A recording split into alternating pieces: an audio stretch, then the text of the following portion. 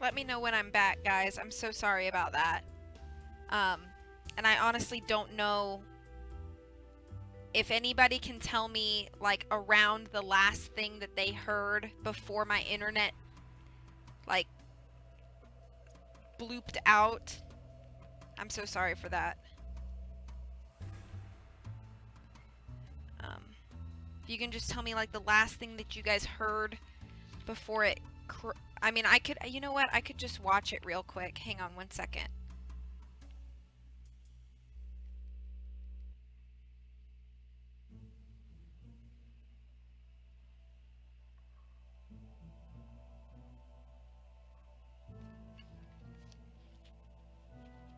Sorry.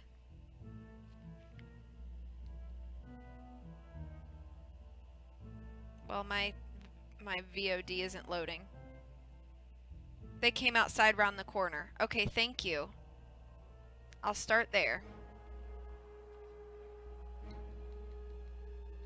Okay. They came outside round the corner.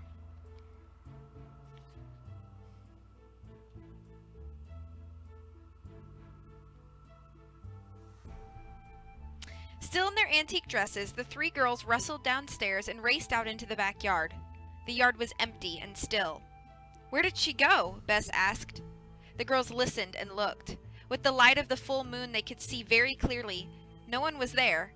Then they heard footsteps. Mary Lee came around the corner of the house. "Oh!" She jumped in fright when she saw the girls. "What are you dressed for?" "Winter festival," Bess answered simply. "But Mary, what are you doing here?" I'm looking for my cat," Mary said, flustered. "Max, my Manx cat. Have you seen him?" A loud rustling came from the base of the house, and a cat ran out of the shrubbery. "Max!" Mary called. "See you guys later," she added hastily, and then ran off after the cat. George looked at Nancy. "A Manx cat doesn't have a tail," George said slowly, "but I definitely saw a tail on that cat. It looked like Abby's black cat Alfreda." "Where did the cat come from?" Nancy wondered. Gathering up her long skirts, she poked around the overgrown bushes at the base of the mansion. "Hey, look!" She held up a screen from one of the saloon's ventilation windows. "The cat was probably trapped inside. When he ran out, the screen fell off. That's the noise we heard." Nancy propped the screen against the house and the girls headed back inside. "Well, at least you saw Lizzie from the window," Bess said. "We saw someone," Nancy admitted. Back in the blue room, the dress fitting began. Bess sat in the armchair in their bedroom's side nook, taking in the side seams of George's dress. "Please hold still, George," Bess pleaded. "You're sticking me," George said. "If you'd stop wiggling, I wouldn't have to," Bess mumbled through a mouthful of pins. "Now bend over so I can get this back waist seam." "I can't stand this much longer," George muttered. Bending forward from the waist, she leaned her hands for support against the paneled wall beside her. "Lean over a little bit more," Bess directed her. George bent further, pushing against the wall. The oak panels creaked and trembled. Then with a groan, a secret door slowly swung open.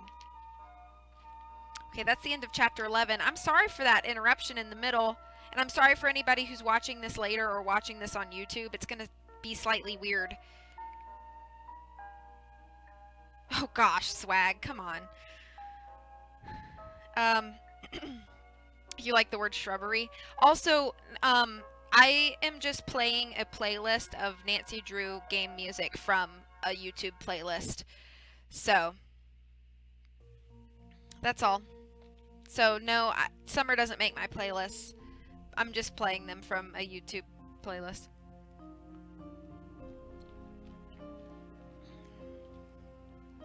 Okay. Chapter 12. The Spirits Speak. It has 16 chapters, swag. George stumbled forward as the paneling gave way. "Whoa!" she yelled. "What the?" Nancy ran over while Bess spit out the pins from her mouth. "You must have pressed a secret lever or something, George," Nancy said. George straightened up. "I was just leaning here," she said, pressing against one side of the wood panel. The door opened wider. "Look!" Behind the panel, in a dark niche, was a large black painted safe. George reached in and tugged on the safe's metal handles. "It's locked," she said. I got scared for a second.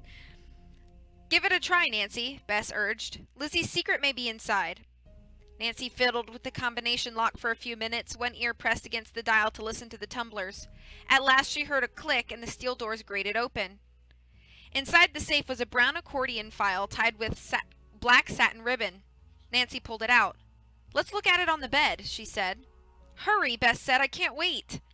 Sitting cross-legged on the bed, Nancy untied the ribbon and opened the file. It was full of old papers.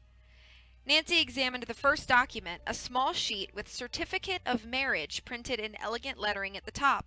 She handed it to Bess. "You'll like this, Bess." Bess's eyes glowed as she read the certificate. Diego and Lizzie were married on June 18th, 1877 in Gold Pine Valley, California. "What else is there?" George asked Nancy. Nancy's heart was pounding as she flipped through the papers. "Mining stocks," she said, handing George several certificates with fancy embossed borders. Bess picked up an old notebook and opened it. "Oh, it's Lizzie's journal!" She scanned the notebook pages. "And listen, this section is called Life as a Bandit, so Lizzie Applegate really did join El Diablo's gang. Now we have proof." "What about the gold?" George asked. Bess flipped through blank pages. "The last entry is Christmas Eve, 1878, the day before the big stagecoach robbery," George observed. Nancy picked up a handwritten document. She reached out to clutch Bess's arm. "This looks like a will, signed by Elizabeth Valdez and dated 1902. "Read it, Nancy," George urged. Nancy cleared her throat and read aloud. "I, Elizabeth Valdez, do hereby make this my last will and testament. To my employee and friend Li Wing Yuan, the Chinese overmantel, and the sum of $15,000. Mary's great-grandfather," George said. Nancy nodded and read on. "To Nellie Beecham, my emerald brooch and the sum of $5,000. "Maybe like the emerald brooch that Lewis has in his shop," Bess noted. "He said they were common." Nancy scanned the rest of the will. "There are more bequests for smaller items," she said, "but listen to this. To my beloved husband Diego Valdez, my house and its contents with the exception of the bequests above." "I knew it!" Bess cried. "Diego was alive." Nancy held up her hand. "Maybe not," she said. "The will goes on to say that if Diego is deceased, the house is to be sold and the proceeds donated to charity. My guess is that Lizzie didn't know whether he was still alive." "But I don't understand," George said. "If we're just finding the will now, how did Mary's grandfather get the Chinese mantle?" "Maybe she also left it to him in another version of the will," Nancy noted. "This may not have been her final will. This is dated 1902, but she lived until 1906. "Nancy, George, look at this. A telegram," Bess said, holding up a small yellowed piece of paper. "Dearest Gardenia, I will return." "The telegram must be from Diego. How romantic." Nancy pointed to the top of the telegram. "It's dated January 2nd, 1879, after the Christmas Day robbery, so Diego did survive the ambush." "But if Diego had come back," Bess reasoned, "Lizzie wouldn't have been trying to reach him through seances for years." "Remember, some people thought Lizzie's seances were publicity stunts," Nancy said. "Maybe Diego did come back for the gold." George was busy examining the other papers. "These are house plans," she said, "and it sure looks like the layout of this mansion." Nancy eagerly took the faded drawings and studied them. "The house has changed," she said, tracing the drawings with her fingernail. "Rose's office must have been added later, and look, there was originally a fireplace in the entry hall here." She pointed. "That's the wall where I'm going to put my photo display," Bess said. "Ooh, wait until Rose and Abby learn what we found tonight." George frowned. "Do you think Rose or Abby already knows this safe is here?" Nancy shook her head as she gathered up the papers. "Even if they had found the secret door, they probably couldn't have opened the lock. Besides, Rose has said to me that they had no plans of the house, so they must not have seen these. Let's keep these papers a secret for now," she cautioned her friends, "until we find the gold." "Then you really do believe the gold is hidden here in the mansion?" Bess asked. Nancy hesitated. "Maybe it is, maybe it isn't," she hedged. "But I believe that somebody thinks it's here, and that person has been causing all these so-called accidents to scare Rose away." Bess was looking through the journal one last time. Suddenly she gasped. "Listen to this. It's on the last page. She writes, 'Forever, Diego, your treasure I hold true.' Just like the words in the song. The gold must be here." The next day at lunch, Nancy and Rose had just begun eating their tuna sandwiches when Abby walked into the kitchen. Nancy blinked, astonished. Abby wore a silver turban, a matching silver skirt, and a black satin jacket with flowing sleeves. Nancy could smell Abby's perfume. Gardenia. "Why, Abby," said Rose, "what on earth are you dressed up for?" "I'd like to invite you to a seance," Abby said dramatically, "after lunch in the saloon." "Oh, no, Abby," Rose protested. "We've got too much work to do. We don't have time for games." Abby's face flushed. "It's not a game, Rose," she insisted. "To make this bed and breakfast a success, we have to stand out from the crowd. Seances could attract a lot of people." Rose hesitated. "Well, all right," she said, giving in. "But then we all have to get back to work." After lunch, the girls, Hannah and Rose, followed Abby to the dark saloon.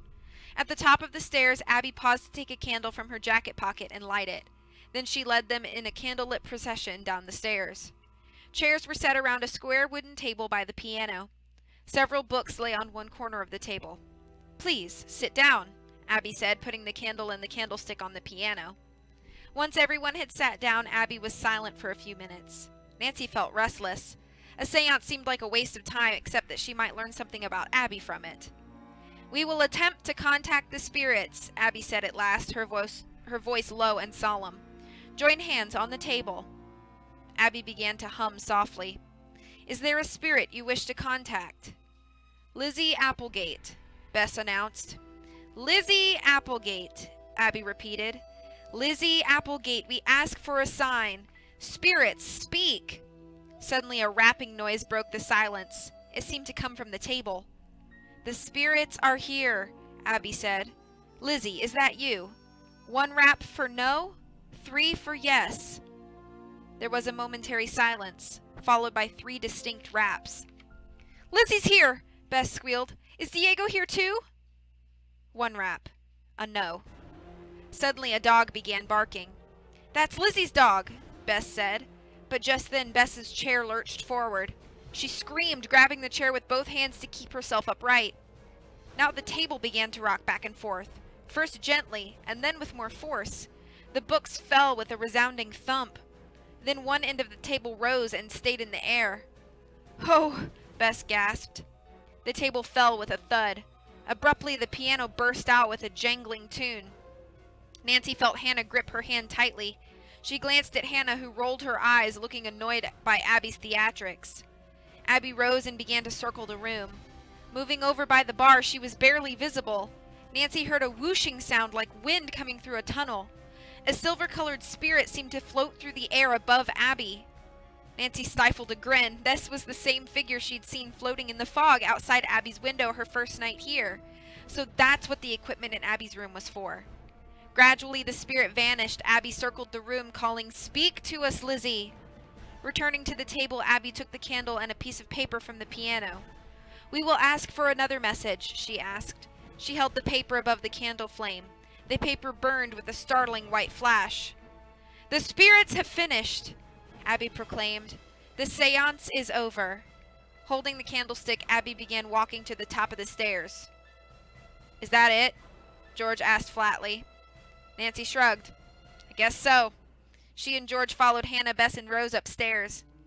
Abby seemed to have vanished when they got upstairs. Hannah rose and the girls trooped into the parlor. "Well, that was something," George said, dropping onto the larger sofa. "Lizzie was really here," Bess exclaimed. She turned to Nancy. "Now, do you believe in Lizzie's ghost?" "That was a magic show, Bess," Rose said. "Abby's always loved magic and illusions." Bess gave a huge sigh of frustration. "With the right equipment, we could reproduce every single one of those effects," Nancy added. "The floating spirit was just a balloon, the same balloon I saw the other night outside Abby's window. I guarantee you that under her loose clothing, Abby has the cylinder of compressed air with the tube attached leading to the balloon." She and George exchanged glances, recalling the cylinder they'd found in Abby's room. "What about the piano?" Hannah asked. The piano's a player piano," Nancy explained. "Hooked up to a timer, maybe?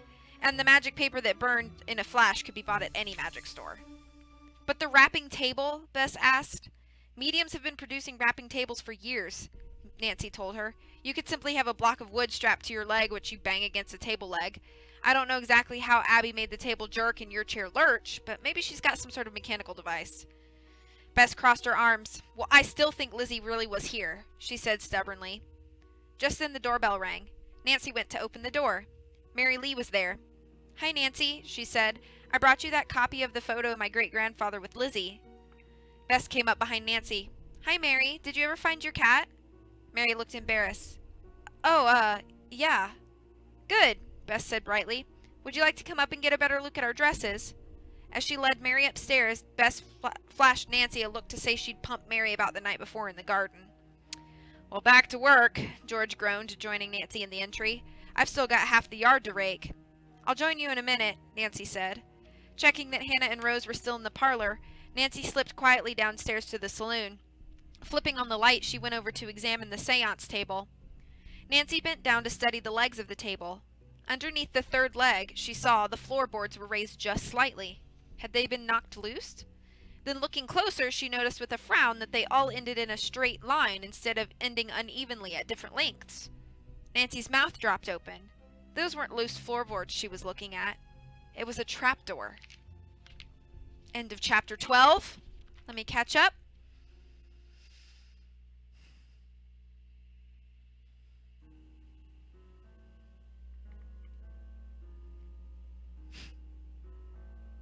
Hey, Riddy.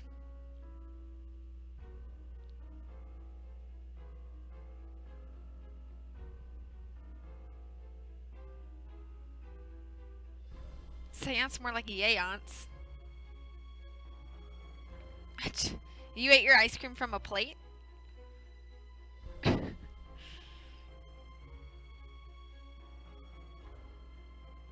Abby's a nut. Is that it? Everybody finishing a viewing of the Blair Witch Project. True. Just then the doorbell rang. Nancy went to the door and did her best Lurch impersonation. I wish I could see that. Nancy. Seance more like Nancy is Beyonce. Thank you. Let me take a couple sips.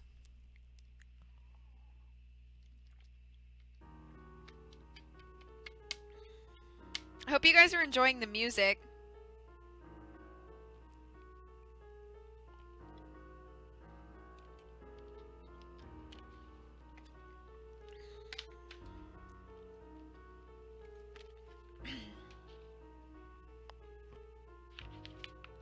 Alright. I'm trying not to put this like all up in my way. But it is kind of all up in my way. Okay. Chapter 13. The secret tunnel. Secret tunnel. Through the mountain. Chapter 13. The secret tunnel. Her heart racing, Nancy pushed aside the table and lifted the trap door. Underneath was a small, dark tunnel. Was this Abby's secret? Her skin tingling with excitement, Nancy jumped up to get a flashlight. She spied Charlie's toolkit in the corner of the saloon and quickly found a flashlight in it. She turned on the flashlight and climbed down through the trapdoor. A dirt-floored tunnel stretched before her. Curious, Nancy crawled forward. About 15 feet farther on, the tunnel turned sharply. Nancy flashed her light up and found a narrow square hole above her head. Crawling up through it, she found herself in a small room. Nancy turned around and found herself staring into the lighted saloon. She gasped. The wall of this little room must be the backside of the mirror over the saloon's bar. Another trick mirror, like the one between the parlor and entry hall upstairs. Switching off the flashlight, she could see into the saloon even more clearly. Why would Lizzie have built this hiding space with the trick mirror? Then it dawned on Nancy. This would be the perfect place for Lizzie to spy on the activities in her saloon. Then Nancy remembered the night Bess had seen Lizzie in the mirror. If this mirror was a two-way mirror, someone must have been standing in this little room. But who was it? Suddenly, Nancy heard a quiet whimpering. She spun around, turning on the flashlight. In a corner of the closet-like chamber, a white puppy gazed at her with huge, sad eyes. A blood-stained rag was wrapped around his right paw. Beside him was a dish of water, a sleeping bag, and an empty Chinese food takeout carton. It looked as if someone was living in this little room with this puppy. But who? The puppy whimpered and then barked. "It's okay," Nancy said to him softly. "Don't be afraid." She knelt down and examined the dog's badly cut paw. Then she swept her flashlight around the little room. In one corner, a ladder led to a door overhead. She climbed up and pushed on the door. It wouldn't budge. Nancy tried to visualize the layout of this house. If this hiding space was beneath was behind the saloon mirror, then it must also be beneath the pantry, right where the girls had moved the heavy ceramic crocks. That's what was blocking this door, probably. Before the crocks were moved, someone might have been using this ladder to get into the kitchen and steal food. Just then, a sharp scratching noise came from a side wall. Nancy shone the flashlight over. She saw a ventilation window with a sturdy cardboard box placed underneath so someone could climb in and out. Nancy realized what the scraping noise was. George raking leaves in the back garden. "George!" Nancy called. The rake stopped.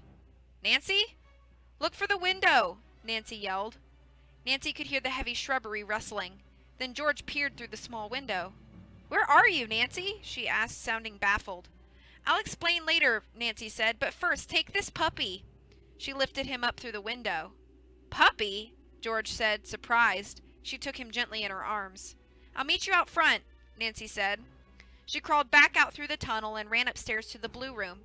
Mary and Bess were sitting on the bed, admiring the old-fashioned dresses and hats. "Mary, you have a cat," Nancy said as she burst into the room. "Is there a veterinarian anywhere nearby?" "Yes," Mary said. "Dr. McGuire, she's on Pine Street a block away, but what—" "I'll tell you later," Nancy said, grabbing her jacket and purse and running downstairs to find George and the puppy. While walking to the vet's, Nancy told George what she'd found. "That hiding space behind the mirror explains a few things," she said. "That's why the food was disappearing from the kitchen, and Bess's vision of Lizzie in the mirror was probably that person standing in the chamber." "So maybe that's who's creating all these accidents," George said. "The falling window, the flood, the fire, the chandelier." Nancy looked doubtful. "Maybe," she said, "but we don't have any evidence of that yet." Dr. McGuire, a young vet wearing blue jeans under her white coat, stitched up the dog's cut paw, put a bandage on it, and prescribed an ointment. "He'll be all right," the vet assured them, "but I'd like to see him in a week." The girls walked back to the mansion, Nancy carrying the little dog. But as they turned onto California Street, footsteps pounded behind them, and a voice shouted, "Hey! That's my dog!" Nancy wheeled around to face the teenage boy in the ragged army jacket. His long blonde hair fell in curls around his face. Nancy and George looked at each other. So that's who was living in the secret room. With his long blonde hair, no wonder Bess thought he was a woman dressed in men's clothes. And it was probably him out in the garden last night, too. So much for Bess's ghost. The boy stood on the sidewalk looking belligerent. Nancy gave him a friendly smile and held out the puppy. "We saw that his paw was hurt, so we took him to the vet," she said kindly. The boy took the dog awkwardly. "Thanks," he said. "He stepped on a nail and it cut him pretty bad. I wanted to take him to the doctor, but I don't have any money to do that." He rubbed the dog behind the ears and the puppy wagged his tail wildly. "I found him one day last week. Someone threw him out, I guess. I call him Tramp 'cause he's a tramp. Like me." The boy's voice was steady, but his eyes shifted around nervously. Was he in trouble? Nancy wondered. "Who are you?" she asked. "And why are you hiding out in the mansion?" The boy bit his lip. "My name is Tim Coletti," he said. "I just finished high school in Iowa this year, and I came out to San Francisco because I always wanted to live in a big city, but I didn't have a place to stay, and, well, I guess I didn't plan on everything being so expensive. I ran out of money," he admitted. "I thought I could just crash in this old house. I didn't mean any harm." "You know that's trespassing," Nancy said. Tim kept his eyes to the ground. "I know," he said, "but the place is so big, and I thought no one would notice. I'm sure neither of the ladies who own it know about that secret room." "How did you find it?" George asked. "A couple of weeks ago, I applied for a job washing dishes at the Chinese restaurant," Tim said. "It was raining that day and really cold, so I ducked under some bushes. The frame had fallen off that little window, so I crawled inside. I found that weird room, and so I stayed." "You work at the restaurant?" Nancy asked. "On weekends," Tim said. "I'm saving money to get a place to live." "Then you do know Mary?" George asked. "Yeah," Tim said, smiling for the first time. "She's really nice. She gives me food, even on days that I'm not working." Now Nancy knew why Mary was in the garden the night before. She'd been bringing food to Tim. "You took food from our kitchen too, right?" Nancy asked. Tim squirmed. "Yeah, at least until a few days ago when the door got blocked," he said. "And the other night when someone left the big window door open. The jib door," George put in. The boy shrugged. "I guess. I took some cake that night," he confessed. "It was really good." "Why'd you cut it with a file?" Nancy asked. "I couldn't find a knife," Tim said, "but the file was lying on top of the refrigerator for some reason." "One more thing," Nancy said to Tim. The day of the fire, I saw you running away from the mansion. Why? I smelled smoke, he said simply. I ran to pull the fire alarm on the corner. Did you have anything to do with starting that fire? Nancy asked. Tim's blue eyes grew big. No, I swear I didn't, he insisted. Nancy stared at him. He seemed to be telling the truth. Did you see anything unusual before the fire started? She asked. Tim thought for a moment. No, only... Well, right before I smelled the smoke, I looked out my little window and I saw that old guy. Charlie? Nancy asked. Tim looked blank. Is that his name, the guy who's always around the house? He said. Anyway, he was carrying a red bag like an old sports duffel. He was holding on real tight like he was afraid to lose it. Nancy's eyes widened in surprise. The sales slip from the building supply store had seemed like a good alibi for Charlie, but had he really been at the mansion at the time of the fire? Shifting from foot to foot, Tim looked at Nancy and George anxiously. Look, are you guys going to make me leave that house? I don't have a place yet. Do you think... Could Tramp and I stay just a little longer? He pleaded. Nancy looked at George. She could tell her friend felt just as sorry for Tim as she did. It might help to have another pair of eyes around, Nancy admitted. Okay, we'll keep your secret, if you promise to tell us about anything unusual that you see. Tim broke out into a grateful grin. Thank you, he said. And could you unblock that door? I won't take any food, but I'd like to be able to get water for me and Tramp. Nancy nodded. We'll leave some food out, too. On returning to the house, Nancy and George went first to the pantry. They dragged the large ceramic crocks away from the trapdoor. Then they went up to the blue room where Bess had talked Mary into helping her alter the dresses. Nancy and George filled them in on what they'd learned. Mary said she was relieved not to have to keep Tim's secret anymore. Mary had planned to go running with George, but one panicky look from Bess convinced her to stay and finish sewing. Nancy offered to go with George instead. They changed into jogging clothes. As Nancy and George came out the front door, Louis was stepping out of his car carrying a bouquet of yellow roses. Roses for my Rose, he said.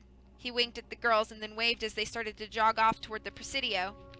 Nancy and George ran in silence for several miles through the misty twilight. Fog gathered and it grew dark rapidly. Let's head home, Nancy suggested. George nodded and they turned around. Suddenly, headlights cut through the mist. A car swung around the bend ahead, going very fast. Nancy looked up, expecting the car to swerve around them, but as the headlights came closer, Nancy gasped. The car wasn't going to swerve at all. It was heading straight for them.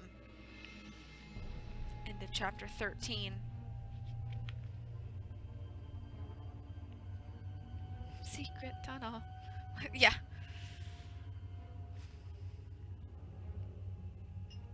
Six spin moves, Nancy. I heard heavy ceramic crocs and I immediately thought of shoes.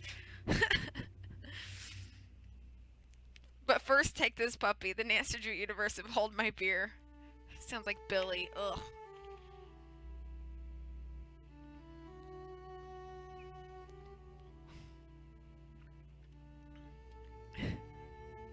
When Nancy lectures on trespassing.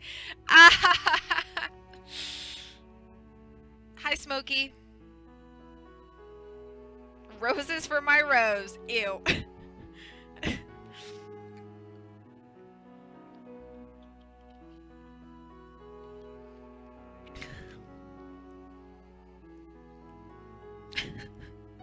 Oh! Pretty. Pretty. Thank you. Thank you. Thank you. Thank you. Thank you. I'm glad you're appreciating the reading. Alright, guys, we got 3 more chapters. Let's just move right along. Chapter 14. Too close! Oh! Thank you for the host, Terror. Chapter 14. Too close! My nose is itchy. Sometimes when I do reading streams, my nose gets itchy. Why is that? I don't understand things. Okay. Chapter 14. Too close. Watch it! Nancy yelled. She pushed George into the large bushes bordering the sidewalk and jumped in after her. The headlights glared into the bushes and the piercing squeal of tires cut through the night air. Peering through the bushes, Nancy saw the car barely miss the sidewalk as it screeched around the bend and roared off into the gathering dusk. Nancy's eyes widened in fear and disbelief. The car was Bay City Cab number 78.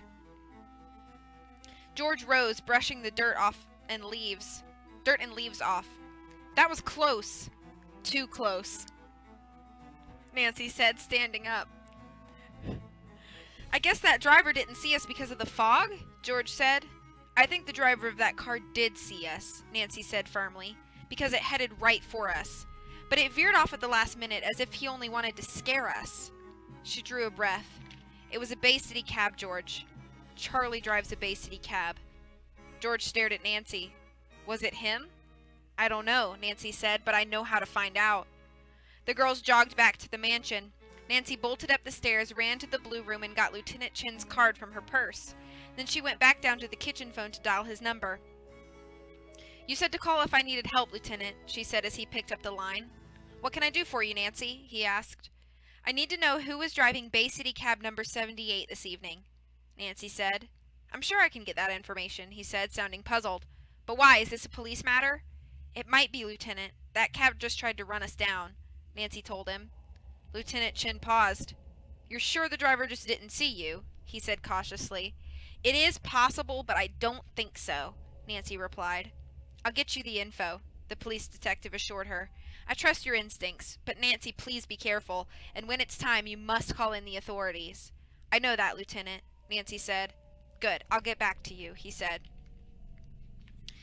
The next morning, when the girls came down to breakfast, Louis was sitting at the kitchen table with Rose and Abby. Louis looked handsome in a nubbly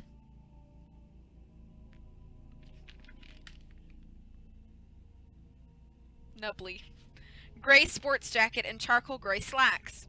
Good morning, Nancy said, grabbing a container of yogurt from the refrigerator. Where's Hannah? She's having Sunday brunch with her friend Emily, Rose said. They're going to try out the omelets at the cafe in the Miramar Hotel. Abby smiled. Those omelets are heavenly. So are you girls interested in helping me set up my booth for the winter festival? Louis asked. The festival starts at noon, so we have to decorate this morning. I'd really better keep working with Charlie on chipping the paint outside, Nancy said, begging off. It would be a perfect chance to ask Charlie some questions, she thought. Count me out, Abby said. I'm going to start sanding the saloon floor. Charlie rented a sander. It'll be a big job, so if I can get even a few hours of work this morning, that'll be one step forward. Well, I'm happy to help with the booth, George said. So is Bess, right, Bess? Sounds better than wallpapering, Bess chimed in, flashing a mischievous smile as she poured herself a bowl of granola. Good, Louis said. I'll drop you off here after we're done so you can change into your costumes. He paused. Won't you reconsider, Nancy? It should be loads of fun. I have a collection of antique ornaments in the car, a little tree, and a whole assortment of curio items. We'll make the booth look just like a little Victorian shop all decorated for Christmas. Nancy shook her head. Thank you, but no thanks. I'll see you all back here. Rose placed her hand on Louis's. I'm glad to help, she murmured. I know I'll enjoy it. Louis gave her fingers a gentle tug. It'll do you good to get out of the mansion for a while, he told her in a soft, husky voice. The telephone rang, and Nancy hopped up to get it. At the other end was Lieutenant Chin. Nancy, I have the name of the driver of cab 78 last night, he told her. It was a Charles Weber. Nancy's heart jumped. It was Charlie. I see, thank you, she quickly said, turning her face away so no one in the kitchen could see her flush. If there's anything else I can do, Nancy, please let me know, Lieutenant Chin said. And remember, don't take any chances. I won't, Nancy promised. As Nancy hung up, Louis rubbed his hands together and said briskly, Everybody ready? Rose laughed. Louis, I'm still drinking my coffee. Within 10 minutes, however, Louis, Rose, Bess, and George had piled into Louis's silver sedan and left. Abby disappeared into the saloon. Nancy grabbed her coat, went outside, climbed up on the scaffolding, and began stripping paint again. An hour later, Abby stuck her head out a nearby window. Is Charlie there? She asked. No, Abby, Nancy said, halting her work. I wonder where he is, Abby fretted. He should be here with the sander by now. He's never late. Nancy thoughtfully tapped her paint scraper against the scaffolding pipe. If Charlie was the one who'd started the fire and caused the other accident, she reasoned, then he'd be getting pretty nervous by now. He might try something really dangerous. Making a decision, Nancy collected her tools. Let me go to Louis's store, she suggested. Charlie's daughter Cassandra works there, and maybe she knows where he is. Nancy trotted quickly over to Chandler Interiors. Little bells over the door tinkled when Nancy entered the shop, but no one appeared at the counter. Nancy heard Cassandra's voice in the back. All right, I'll do it, she was saying. Then Nancy heard the phone slam down. Cassandra ran out from the back room, her lower lip trembling. She gave a start when she saw Nancy and quickly brushed tears from her cheeks. Bowing her head low, she hurriedly began sorting through papers behind the counter. Nancy went to the counter. "What is it, Cassandra? Are you all right?" she asked. Cassandra, still sniffling, nodded. Nancy reached out for the girl's hand. "Is there anything that I can do for you?" Nancy asked gently. Cassandra yanked back her hand and shook her head no. Nancy wasn't sure what to do. The girl was obviously upset, but she didn't seem to want Nancy's help.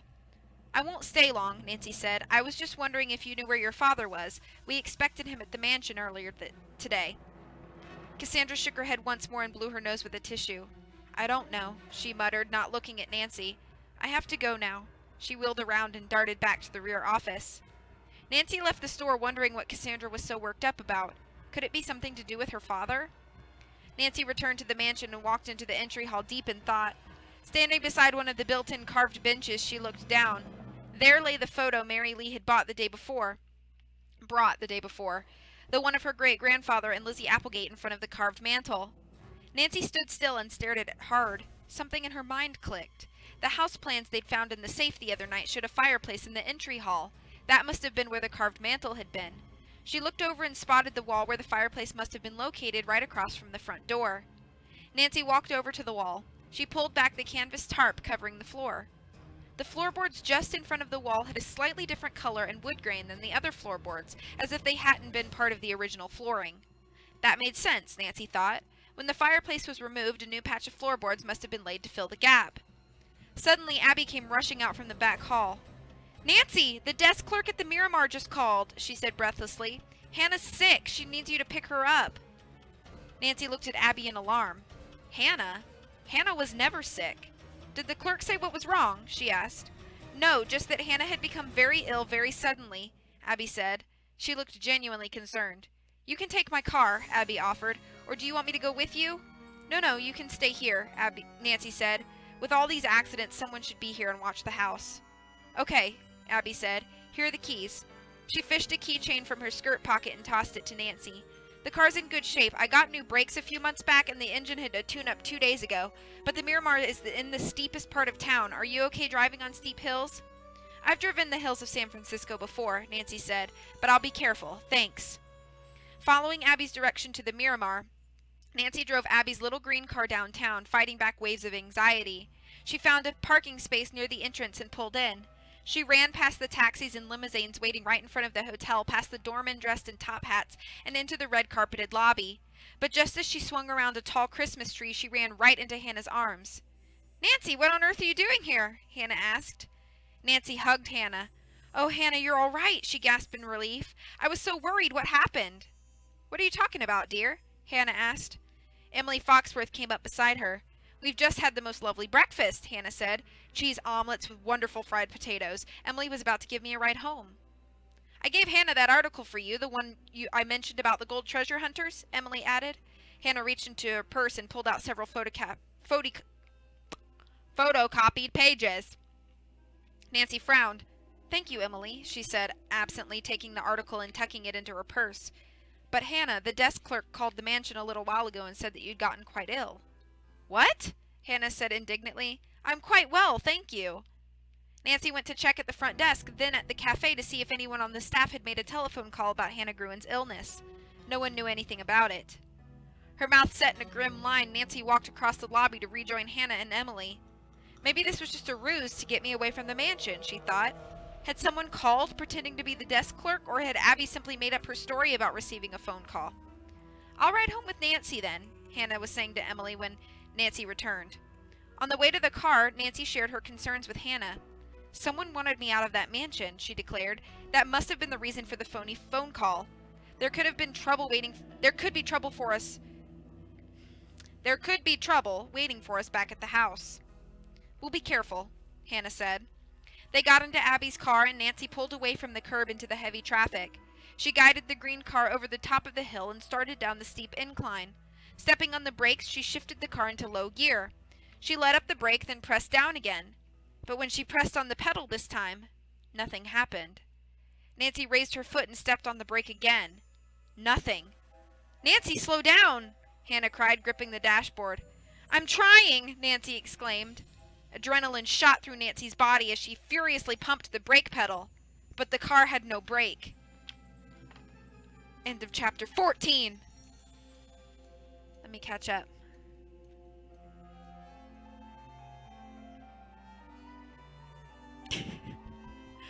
My nose is so itchy.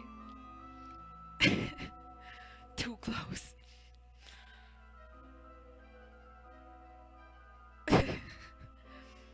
Nubbly. That voice so husky. I loved V's. You loved V's. Oh my. His husky voice. Hi Heartless, how are you doing? Your sister's in this book? Oh, Cassandra. Oh gosh, Riddy, thank you. Waves of me. My waves need to be fought. Me and Summer are both terrible girlfriends in Nancy Drew games. Oh, that's right, Lexi. Ha! Lexi is... Well, Lexi's not a terrible girlfriend, I don't think, right?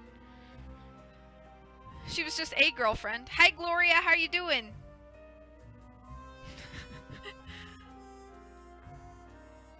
40 copies. He's legit. Yeah, sorry. Hey, Semi, thank you for the host. Hi, 10th Cabbage, how you doing? Hi, Cabbage. Hope you're having a great day.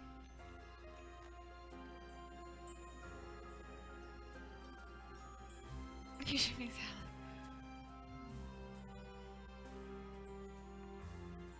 Alright, now that I'm caught up on the chat, we've only got 2 more chapters to go. A lot of people are looking pretty dang guilty now. For those of us who've played the game, we already know who the bad guy is. Yeah, Summer is a terrible girlfriend, though, that's true.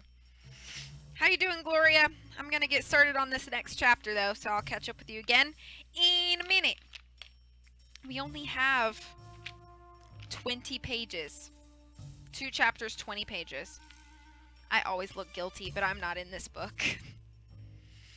Alright. Chapter 15. The Clue in the Photograph. Nancy wrapped her fingers around the steering wheel. Hannah, hang on, she said, her voice breaking with fear. The car was gaining speed. Nancy yanked on the emergency brake. The car wrenched and slowed momentarily, but the brake couldn't stop it. Then Nancy saw her chance, an empty stretch of curb and a lamp post. Hang on, she yelled again. Nancy threw the wheel sharply to the right. As the bumper hit the metal lamp post, the car came to a shuddering stop. The crash sent shockwaves through Nancy's body. Nancy released her fierce grip on the steering wheel. Hannah, are you okay? She asked. Still clutching the dashboard, her face frozen in fear, Hannah didn't answer. Slowly, she began to relax. Yes, I'm fine, Nancy. Nancy got out to examine the damage. The front corner of the car was badly dented and green fluid poured from the engine. Nancy's mind was racing. She suspected the car had been sabotaged. Abby had said she'd just had the car in for a tune-up. If there had been anything wrong, the mechanic would have noticed it then. That is, unless Abby had been lying. On her hands and knees, Nancy looked under the car. She knew what she was looking for, and she found it. The brake lines had been cut.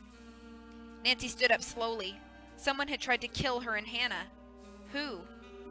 Hannah was sitting back in her seat, resting.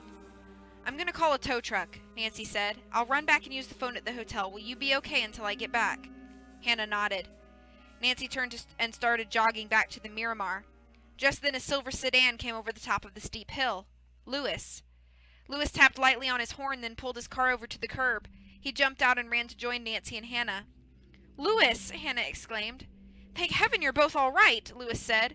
When I dropped off the girls at the mansion, Abby told me you'd fallen ill, Hannah. I rushed downtown to see if I could help. I'm glad your illness was a false alarm, but this... Lewis glanced at the crumpled fender of Abby's car. What happened? Nancy hesitated. She wasn't sure how much to say to anyone now. I lost control of the car somehow, she said. These steep hills are so hard to drive on, you know. I was just about to call a tow truck. Here, I've got a car phone, Lewis said. I'll call the garage I always use. We'll have my mechanic take a look at the car. Nancy was glad she'd said nothing about the brakes. This way she'd get a full, unbiased report from Lewis's mechanic. "All right," Nancy said. After the tow truck arrived, Lewis drove Nancy and Hannah back to the mansion. Shutting her eyes, Hannah sank into the plush red upholstery in the front seat. Nancy stared out the window in the back. But as Lewis drove past the Miramar, Nancy glanced over at the line of taxis waiting for passengers in front of the hotel. There was Charlie sitting in his green and white Bay City cab. Charlie at the scene of an accident again, Nancy thought warily. Had he been the one who cut the brakes? And was all this connected to the other accidents? As they drove up to the mansion, Nancy spotted Tim lounging on a neighbor's lawn. She made quick eye contact with him, and he gave her the slightest possible nod. Nancy was glad he was keeping an eye on things just as he'd promised. "I'll feel better after my mechanic looks at Abby's car," Lewis was saying in the front seat. Yet another accident. And what if they aren't all accidents? After all, with $60,000 in 1878 gold coins at stake, who knows what could happen? Distracted, Nancy hardly heard him. At the mansion, Abby, George, and Bess were waiting anxiously. George and Bess were dressed in their Victorian gowns, while Abby wore a paisley skirt and white pirate shirt with billowing sleeves. Hannah described the accident to them. "You could have been killed," Abby said. "Oh, I feel like it's my fault. But I just had that car checked thoroughly, and the mechanic said it was fine." She frowned and looked worried. "I'm just glad Hannah isn't sick and that you're both all right," Bess said, turning with a rustle of her long skirt. "But now, Nancy, you need to get dressed." Nancy took a quick shower and then put on a greenish-blue dress. As Bess helped Nancy fasten the mini buttons of the dress, Nancy swiveled in front of the mirror. She had to admire Bess's alterations. The gown was a perfect fit. The girls tucked themselves into the back seat of Lewis's sedan, while Abby and Hannah sat up front. Bess and George chatted with Hannah, telling her about the booth they'd been decorating all morning. Nancy, reaching in her purse for a comb, felt a wad of folded paper and pulled it out. It was the article Emily had given her on treasure hunters. Her eyes skimmed over it. Then a name leapt out of the print. Said Lewis Chandler, Gold Treasure Hunter. Nancy's eyes widened. Gold Treasure Hunter? Lewis? She shot a look at the handsome man, smiling as he drove the car. Suddenly his words earlier played like a recording in her mind. With $60,000 in 1878 gold coins at stake, who knows what could happen? She had never told Lewis what she'd learned about how much the gold coins could be worth, she realized. He knew much more than he pretended to about Lizzie Applegate's treasure. They had reached the pavilion. After parking the car, Lewis asked the girls if they would carry in the last few curios from the trunk. They got out and went to the back of the car. Lewis opened the trunk and lifted out 2 small cardboard boxes. Nancy glanced inside the trunk. Her blood ran cold. Inside Lewis's trunk was a red duffel bag. "What is it, Nancy?" asked Lewis suddenly. "You look like you've seen a ghost." His tone of voice was pleasant, but his eyes looked cold and hard. He laid his hand on the trunk lid and forcefully slammed it down. Nancy faced Lewis.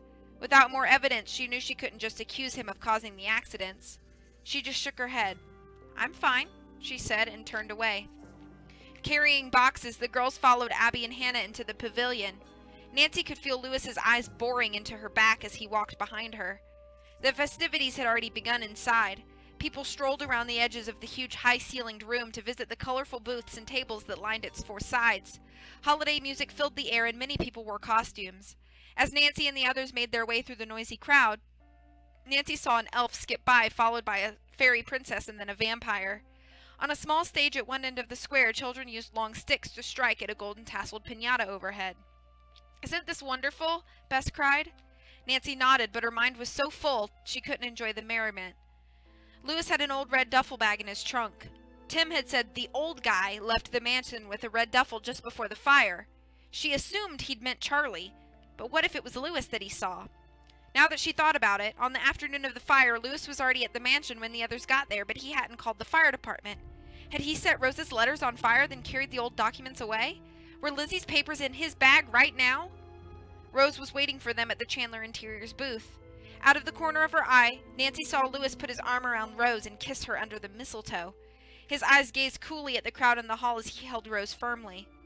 Nancy shivered. She wondered why she hadn't suspected Lewis before. Beneath the smooth, ever-ready smile was a man with tight control over Rose. A treasure hunter indeed, thought Nancy.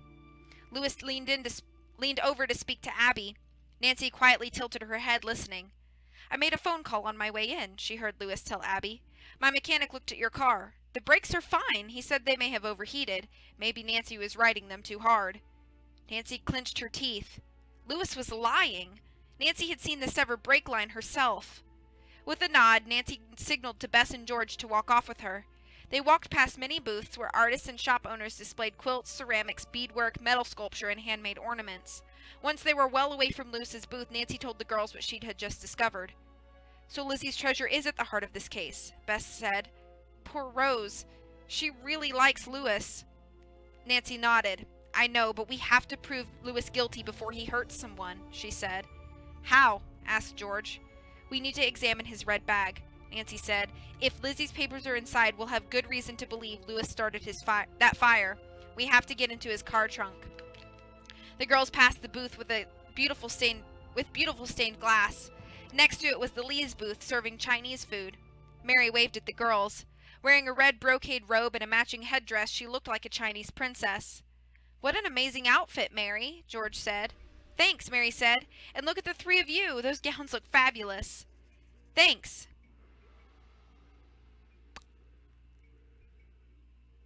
I lost my place. "I want a picture," Bess asked. She posed Nancy, George, and Mary in front of the canvas backdrop of the Lee's booth, a painting of the Chinese pagoda. A Chinese pagoda. Then she asked Nancy to take a picture of her with Mary and George. George stepped away, and Nancy took another picture of Bess and Mary alone.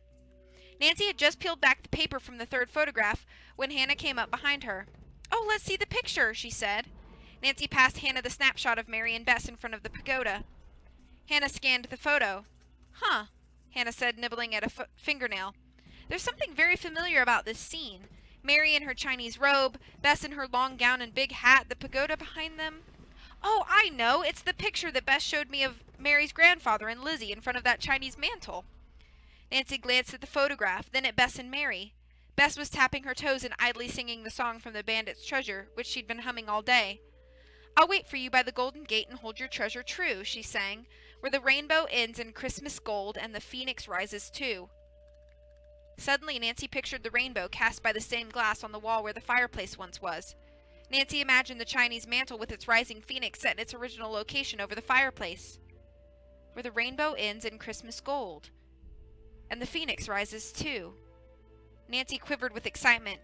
"Hannah, you're a genius!" she shouted. "I am?" Hannah looked perplexed.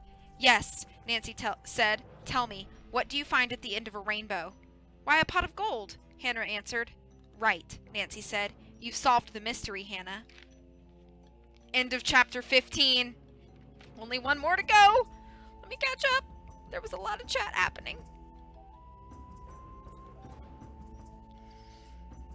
Terry's not in this book confirmed. The one with the hat did it. V's facial expressions are a dead giveaway. Paige! Thank you for the resub. Thank you so much. Oh, I'm catching up on the chat.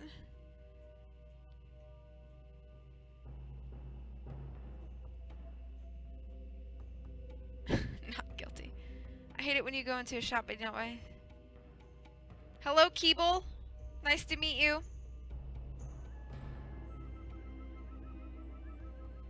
Hi, Gary. How are you doing? Thanks for being here. Thanks for listening while you do homework. I'm proud of you for doing homework.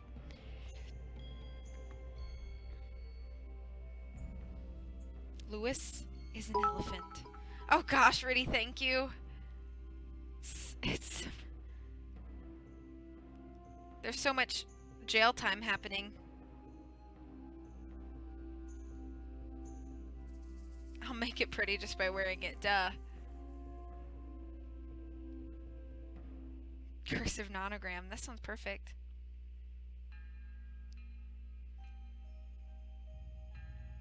IR Riddy.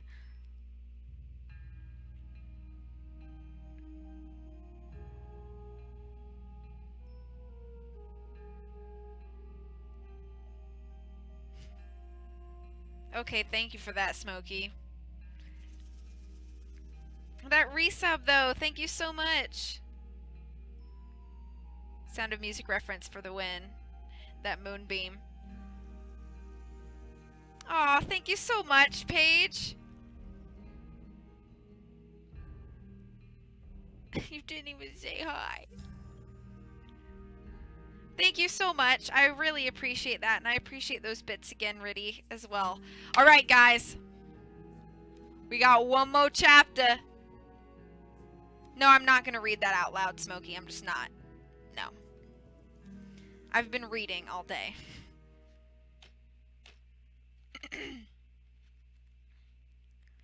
We love you too, Paige.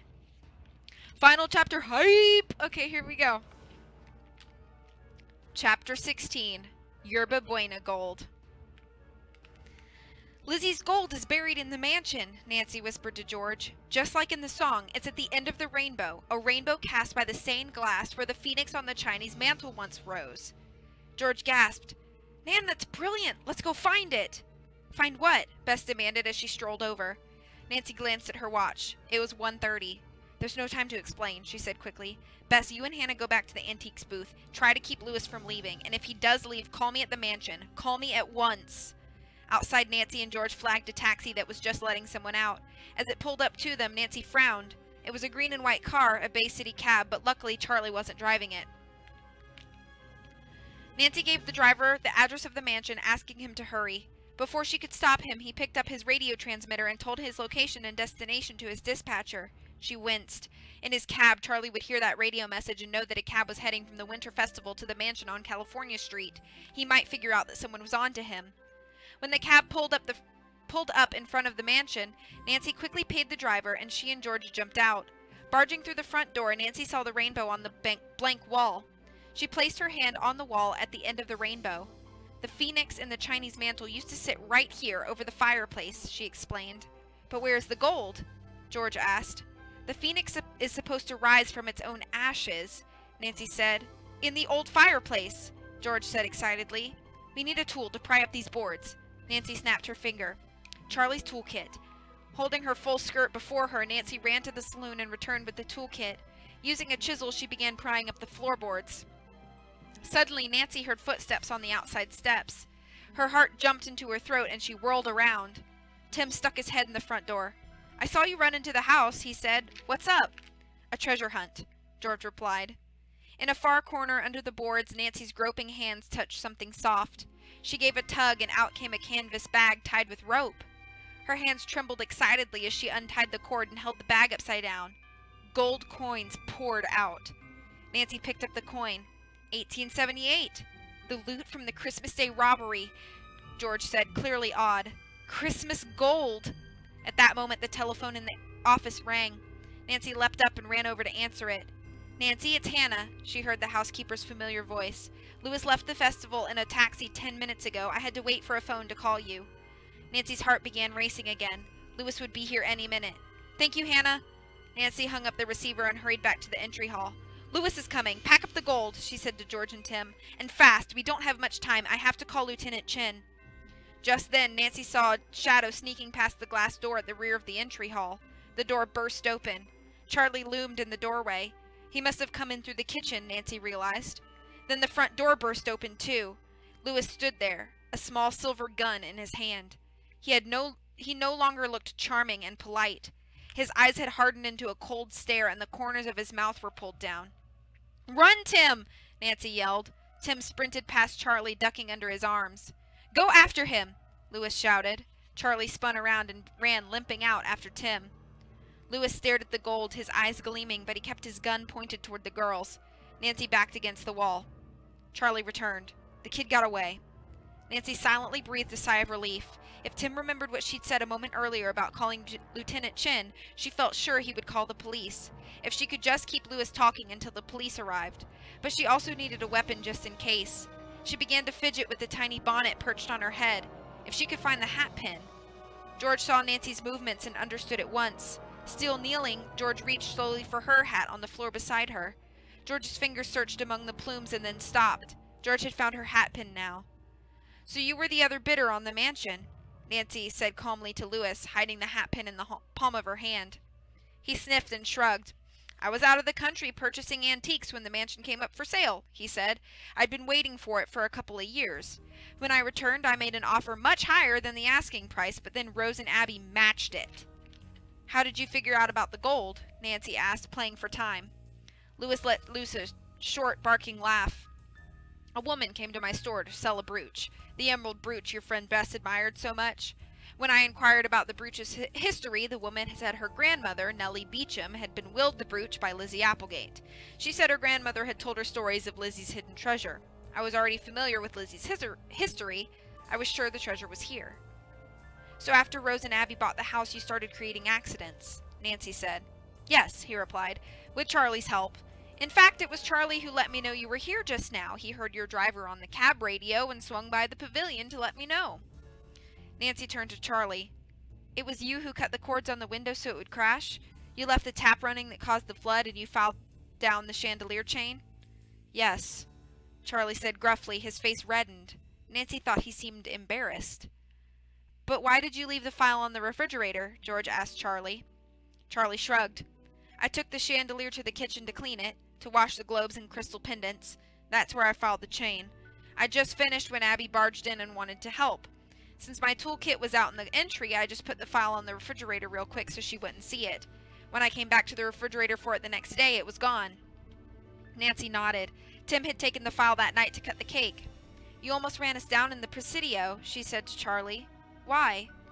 I asked Charlie to. Lewis answered for Charlie.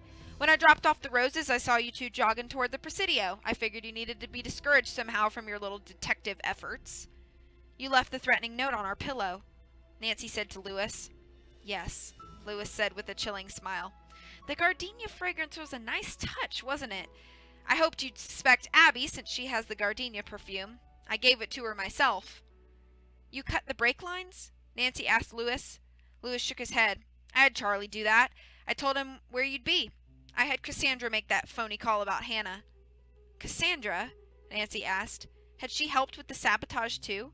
Was that why she was so upset earlier when Nancy stopped by Lewis's store? The day of the fire, George put in. How'd you get into the mansion? I used Charlie's keys, Lewis said. I wanted to look at the historical documents while everyone was out. But then I saw the ashes in the fireplace and I remembered Rose's letters, so I started the fire. Lewis began to look around. Nancy knew he was getting restless. When would the police get here, she thought. The fire turned out to be unnecessary, Lewis went on. Lizzie's papers told me nothing. How did you find the gold? He asked with a sneer. Nancy kept silent. She wouldn't give Lewis the satisfaction of knowing that the clue was in the song. Now Lewis became angry. Tie them up, he ordered Charlie. I'll get some rope, Charlie said, going to the back hall. Nancy watched Charlie leave. With one man gone, she knew this was her chance. She lunged at Lewis, using her hatpin to strike at his gun hand. With a quick leap, George stabbed Lewis in the cheek with her hatpin, drawing blood. Ah! He screamed, dropping the gun. The girls tore across the hall in a rush of silk and taffeta. Lewis was blocking the front door and Charlie was in the back hall. The only way to go was down the saloon stairs. As they ducked that way, Nancy paused just long enough to pull the latch on the inside of the glass door. Nancy and George raced down the stairs into the dark saloon. The trapdoor, Nancy told George. Take off your petticoat. You won't make it through the tunnel with that on. She heard a crashing noise above as Lewis and Charlie began to batter at the locked door to the stairs. Having hurriedly shed their petticoats, the girls crawled into the narrow tunnel to Tim's secret room. Safe for the moment, they turned and looked through the two-way mirror. They saw Lewis and Charlie frantically search the saloon. Lewis picked up Nancy's empty petticoat and gestured angrily. Then the men returned upstairs. Go up the ladder into the pantry, Nancy whispered, but be totally quiet, okay? Nancy and George climbed to the pantry. Nancy spotted a fire extinguisher on the pantry wall. She pulled its pin and gave it to George. Then they grabbed another fire extinguisher.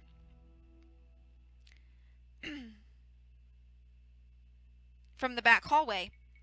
Sirens sounded in the distance. Let's get out of here, the girls heard Charlie say in the entry hall. That blonde kid must have called the police. Do you have all the gold? Lewis said.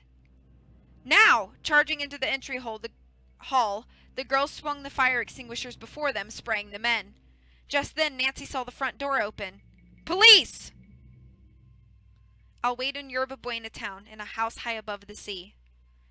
Nancy, Bess, George, Mary, Tim, Rose, Hannah, and Emily all gathered around the piano down in the saloon, singing while Abby played. At the end of the song, they clapped and cheered. Thank you, girls, for everything, Rose said. You saved the mansion. You saved my dream. Hannah provided the most important clue, Nancy said. Hannah beamed. Lizzie's papers were found in the red duffel bag, Nancy reported. I'm sorry about your letters, Rose. I'm afraid they're lost forever. Rose smiled sadly. I've accepted that now, and Lewis's betrayal. With a plucky spirit, she lifted her chin.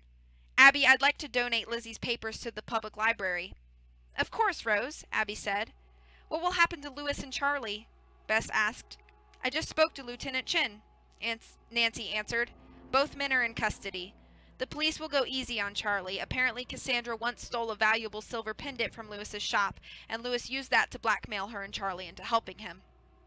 We thought you were behind the accidents, Abby, George confessed. You were so mysterious, Bess said. I'm sorry, Abby said. I needed to keep my magic tricks a secret to see if they would really work on an audience. I believed Lizzie's ghost was here, Bess murmured. We saw her so many times, the blur in the photograph, the spirit at the seance, the figure in the mirror. But that was really you, Tim. Rose turned toward the boy who stood with his dog cradled in his arms. Tim, now that Charlie's gone, we could use some extra help, she said. We can't pay much, but you could live here at the mansion. So will you stay? Will I?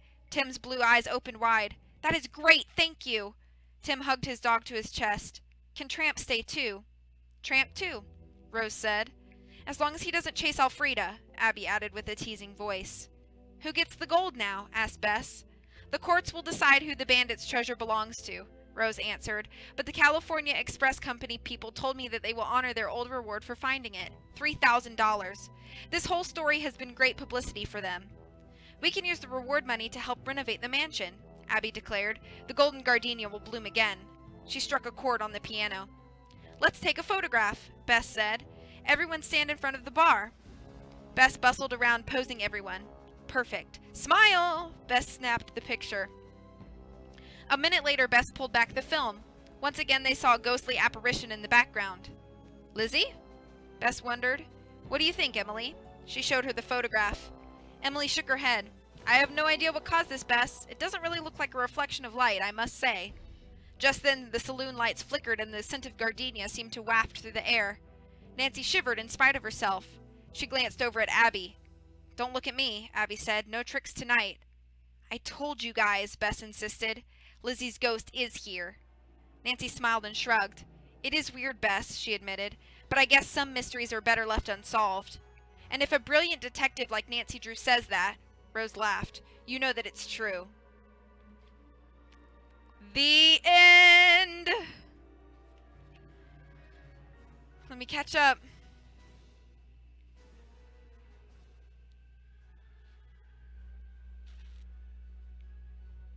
Oh, you need hugs, Paige? Hug.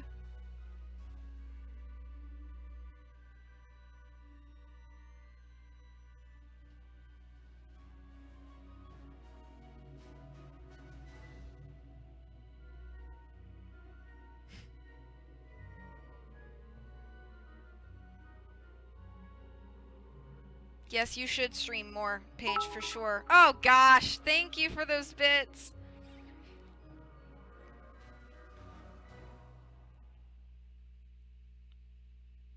Rude, Lewis. It is pretty different from the game. The biggest difference, I think, is the fact that that Charlie is like an older dude with like a teenage daughter instead of like a young dude, and like he is in the game.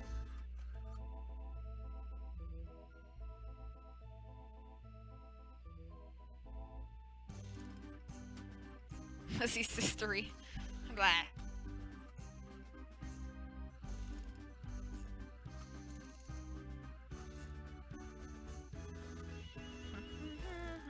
Hi, Nicole. How are you?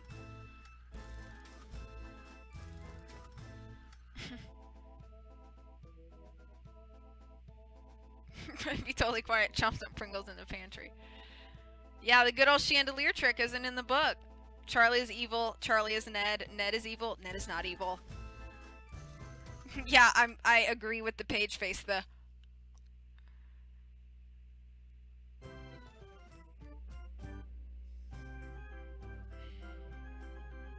Aww, thank you for complimenting my face. Thank you. Aw, the bits. Thank you for the bits, Tara and Riddy. Yes, candy. All right, guys. I love that Now the Haunted Carousel music is playing. Alright guys, thank you so much. I hope you enjoyed. This is another book completed on stream. The next book I will be reading is book number 4 of the Lemony Snicket series, and then I will do the book based on game number 4 of the Nancy Drew series. I'm just going to alternate like that. Hi Gemna, I'm so sorry you caught me right here at the end. I hope you're doing okay. I hope you guys had a great day, a great time hanging out here. You're welcome for the stream. I really enjoy doing these. I have a couple things I need to do before my music practice tonight, so I need to wrap this up. So I won't be playing any Shattered Medallion today, but I will be playing Shattered Medallion soon. Take care of yourselves, guys. Again, thank you so much for being here. As always, much love from me to you, and I will see you all very soon. Take care. Bye!